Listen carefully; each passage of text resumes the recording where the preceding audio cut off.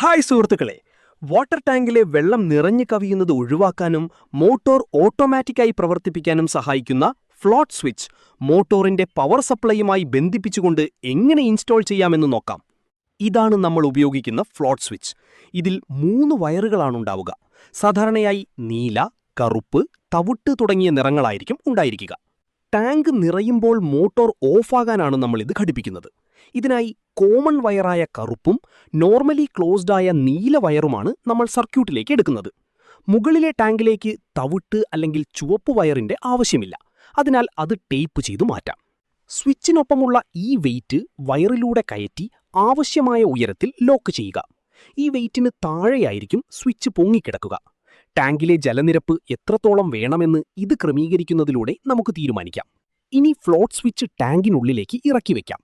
വെള്ളമുയരുമ്പോൾ switch മുകളിലേക്ക് പൊങ്ങുകയും ഉള്ളിലെ mechanism വഴി മോട്ടോറിലേക്കുള്ള പവർ കട്ട് ചെയ്യുകയും ചെയ്യും. വെള്ളം താഴുന്നതിനനുസരിച്ച് സ്വിച്ച് താഴേക്ക് തൂങ്ങുകയും മോട്ടോർ വീണ്ടും പ്രവർത്തിക്കുകയും ചെയ്യും.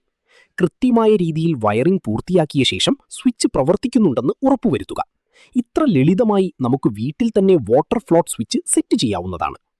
ഏതൊരാൾക്കും ഉപകാരപ്പെടുന്ന ഈ വാട്ടർ ഫ്ലോട്ട് സ്വിച്ച് വാങ്ങുവാൻ താൽപ്പര്യമുണ്ടെങ്കിൽ ഉടനെ താഴെയുള്ള വാട്സാപ്പ് നമ്പറിൽ ബന്ധപ്പെടുമല്ലോ.